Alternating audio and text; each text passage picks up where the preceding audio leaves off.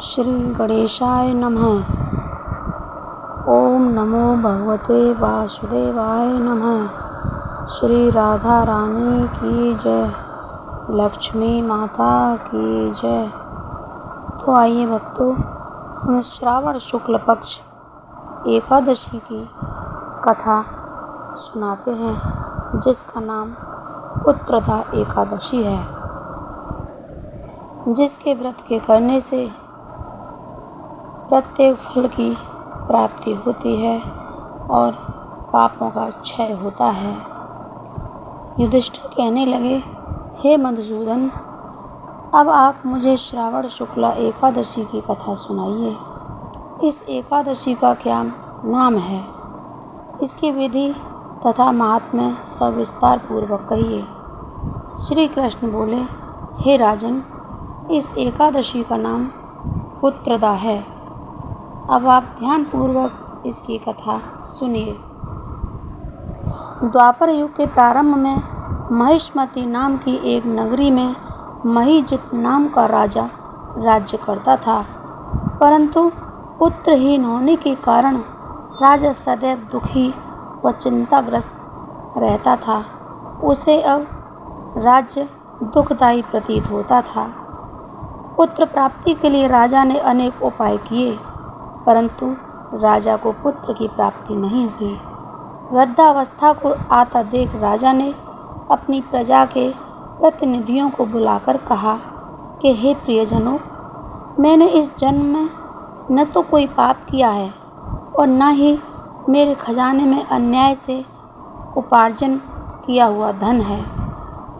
मैंने न तो कभी देवताओं तथा ब्राह्मणों का धन छीना है और न ही किसी दूसरे की धरोहर ली है। मैंने प्रजा को सदैव पुत्र की तरह पाला है। मैंने अपराधियों को पुत्र और बांधवों की तरह दंडवत दिया है। कभी किसी से घृणा नहीं की, सबको समान माना है। इस प्रकार धर्मयुक्त राज्य करते हुए भी मेरे पुत्र नहीं हैं, इसलिए मैं अत्यंत दुख पा रहा हूँ। इसका क्या कारण है? राजा महीजित की इस बात को विचारने के लिए मंत्रीगण तथा प्रजा के प्रतिनिधि वन को गए और वन में जाकर वे राजा के हित के लिए किसी श्रेष्ठ तपस्वी की खोज में लग गए। इतने में एक आश्रम में उन्होंने एक अत्यंत वयोवृद्ध, धर्म के ज्ञाता, बड़े तपस्वी, जितेंद्रिय, समस्त शास्त्रों के ज्ञाता महात्मा लोमश मुनि को देखा। तब सबने जाकर ऋषि को प्रणाम किया और उनके सामने बैठ गए। महर्षि लोमश त्रिकालदर्शी थे, अर्थात वह तीनों कालों की बात जानते थे। उन लोगों को देखकर लोमश ऋषि ने पूछा कि आप लोग किस कारण आए हैं? निसंदेह मैं आप लोगों की समस्या के हित कर कार्य करूँगा। लोमश ऋषि के ऐसे वचन सुनकर सब लोग कहने लगे, हे महर्षि, आप अंतर्यामी हैं तथा आप हमारी बात जानने में ब्रह्मा जी के समान समर्थ हैं। अतः आप हमारे इस दुख को दूर कीजिए। इस समय हमारे राजा महीजित पुत्रहीन होने के कारण अत्यंत दुखी हैं। हम लोग उन्हीं की प्रजा हैं, अतः उनके दुख से हम भी दुखी हैं। हमें पूर्ण विश्वास है कि आपके दर्शन से हमारा यह दुख अवश्य दूर हो जाएगा, क्योंकि महापुरुषों के दर्शन मात्र से अनेक कार्य सिद्ध हो जाते हैं। अब कृपा करके राजा के पुत्र होने का उपाय बतलाएं। उनकी बात सुनकर लोमश ऋषि ने थोड़ी देर के लिए अपने नेत्र बंद किए और राजा के पूर्व जन्म का वृतांत जानकर कहने लगे, सुनो प्रजाजनों, आपका राजा पूर्व जन्म में एक निर्धन वैश्य था। निर्धन होने के कारण इसने अनेक बुरे कर्म किए।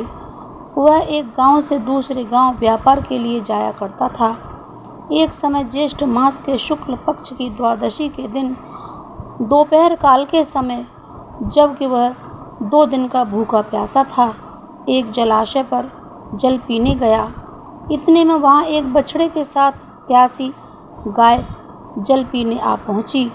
राजा ने उस गाय को जल पीने से हटाकर स्वयं जल पीने लगा। इसी पाप कर्म के कारण राजा को यह दुख सहना पड़ा है। एकादशी के दिन भूखा रहने से वह निर्धन वैश्य राजा तो बन गया, परंतु प्यासी गौ को जल पीते हुए हटाने से पुत्र न होने का दुख भोग रहा है। ऐसा सुनकर प्रजाजन कहने लगे, हे ऋषि, शास्त्रों में पापों का प्रायश्चित भी लिखा है, इसलिए आप ऐसा उपाय बतलाइए कि राजा का यह पाप नष्ट हो जाए। लोमश मुनि कहने लगे, श्रावण शुक्ल पक्ष की एकादशी को, जिसे पुत्रदा एकादशी भी कहते हैं, राजा व तुम सब लोग व्रत और रात्रि जागरण करो और अपना पुण्य राजा को अर्पित कर दो। इससे राजा यह पूर्व जन्म का पाप अवश्य नष्ट हो जाएगा और राजा को पुत्र की प्राप्ति होगी। लोमश ऋषि के ऐसे वचन सुनकर मंत्रियों सहित सारी प्रजा नगर को वापस लौट आई और जब श्रावण शुक्ला एकादशी आई तो लोमश ऋषि की आज्ञा अनुसार राजा सहित सबने पुत्रदा एकादशी का व्रत और जागरण किया। इसके पश्चात द्वादशी के दिन भगवान से प्रार्थना करी कि उनके इस व्रत के पुण्य का फल राजा को मिले। इस पुण्य के प्रभाव से रानी ने गर्भ धारण किया और प्रसव काल समाप्त होने पर उसके एक बड़ा तेजस्वी पुत्र उत्पन्न हुआ। हे राजन, इसलिए इस श्रावण शुक्ला एकादशी का नाम पुत्रदा एकादशी पड़ा। अतः संतान के सुख की इच्छा रखने वाले इस व्रत को अवश्य करें। इसके महात्म्य को पढ़ने व सुनने से मनुष्य सब पापों से मुक्त हो जाता है और इस लोक में संतान सुख भोग कर परलोक में स्वर्ग को प्राप्त कर होता है। बोलिए विष्णु भगवान की जय। एकादशी मैया की जय।